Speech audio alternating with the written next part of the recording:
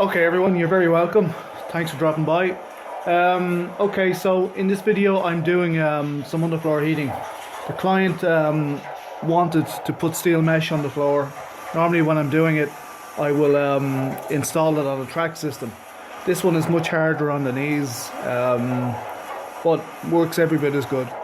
So essentially it's 8-inch mesh. The squares are 8 inches apart, and it's just steel mesh on 6 inches of foam. What they're going to do is they're going to pour 3 inches. If you look at the wall, they're going to pour about 3 inches of concrete up to the radon level there, that brown coloured plastic rising up the wall, facing me now.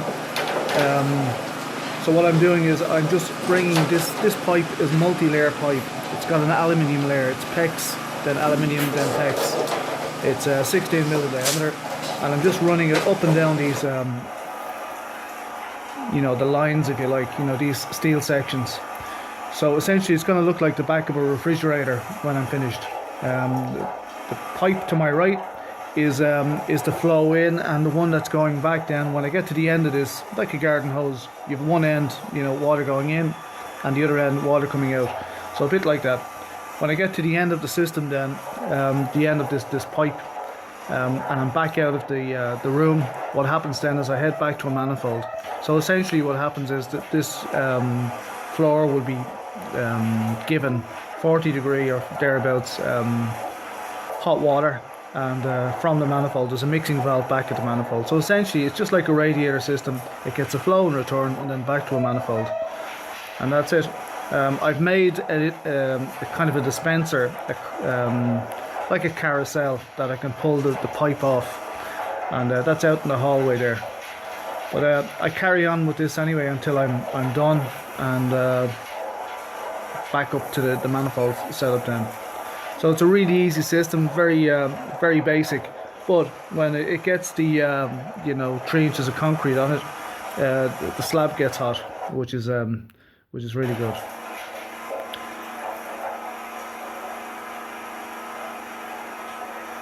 You can just about see the base of the carousel in the hallway there. So it's a small room. You can you can do a small room in, I don't know, 20 minutes or so. A few cable ties, and definitely a kneeling mat, and the pipe will hold its shape because of the aluminium layer in it.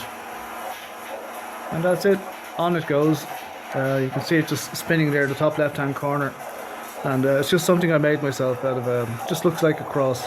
I'll take a thumbnail of it, and you'll see that in the description for the video.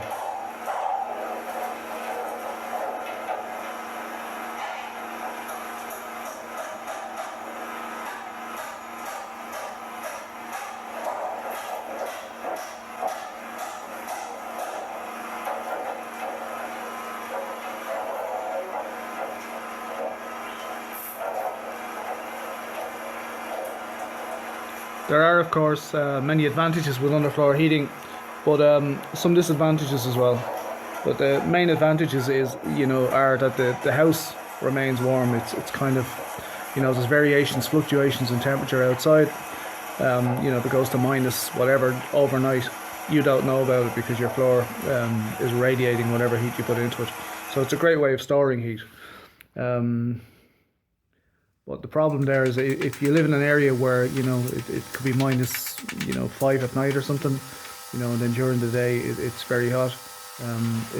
Those sort of areas are not really good for this, because it wants to radiate that heat you're after putting into it regardless of outside temperature. So you need a system that's quick to respond in those instances.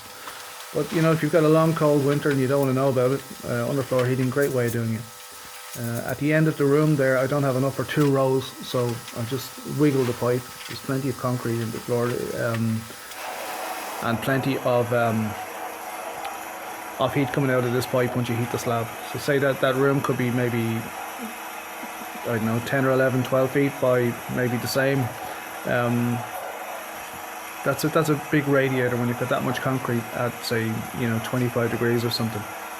Generally it hits 25 degrees, and the room temperature could be 20 degrees, 22, 23 degrees up on the wall. But anyway, that's it.